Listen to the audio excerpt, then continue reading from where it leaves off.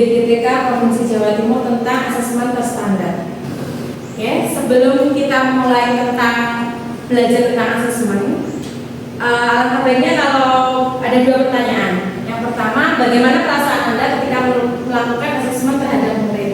Lebih seperti kewajiban administratif saja atau bagian dari pembelajaran itu sendiri? Jadi menurut ibu-ibu semua penting atau hanya menggugurkan kewajiban sebagai guru?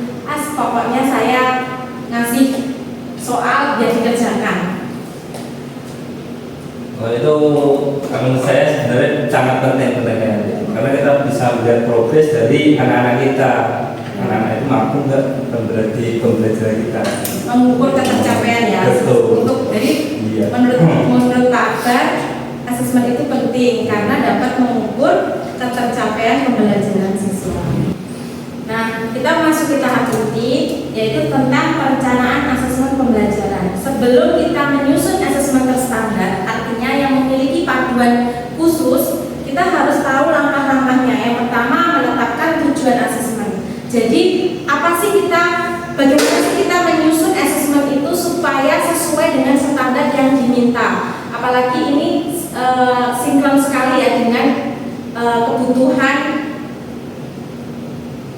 kebutuhan siswa akan adanya TKA ya. Jadi ini sangat mendukung. Kemudian memilih atau menyusun instrumen yang akan disesuaikan. Apakah bentuknya nanti pilihan ganda, uraian, kemudian menyesuaikan dengan karakteristik siswa. Artinya soal yang kita bikin harus bisa menggambarkan soal yang memiliki kemampuan rendah, sedang, dan tinggi. Nah, dalam menyusun soal tes standar ini ada anatominya, semacam kerangka bagaimana kita menyusun soal itu sesuai yang dibutuhkan. Yang pertama, harus memberikan konteks masalah.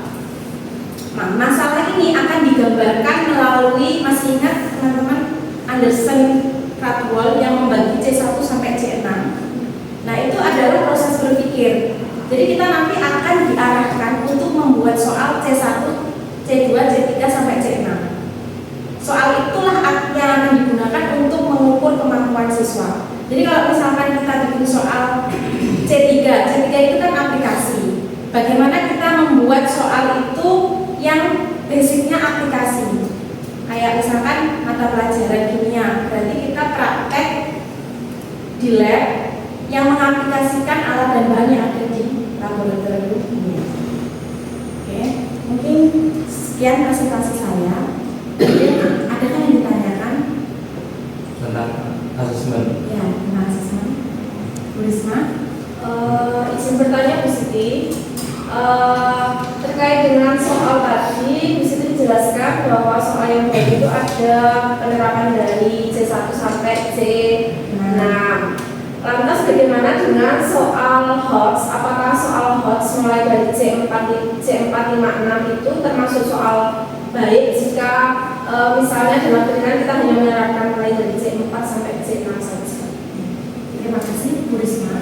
Jadi ada dua pembagian, high order thinking skill, low order thinking skill. Low order thinking skill itu C1 sampai C3, high order thinking skill itu C4 sampai C6.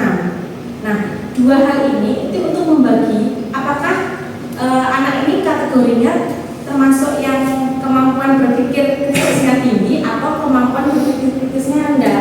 Nah, itu butuh diaplikasikan. Tidak semua C1 itu rendah, tetapi untuk bisa mencapai C6 harus memahami C1, C2, C3.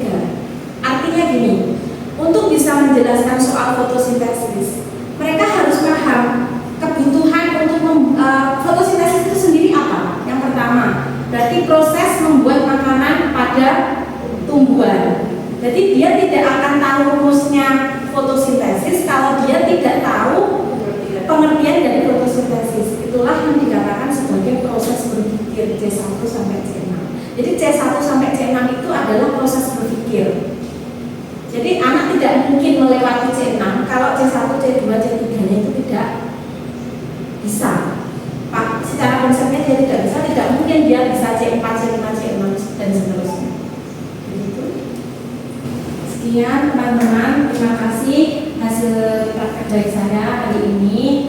Mungkin sekiranya saya ada kurang lebihnya saya mohon maaf. Semoga bermanfaat untuk teman-teman semuanya. Wassalamualaikum warahmatullahi wabarakatuh. Waalaikumsalam.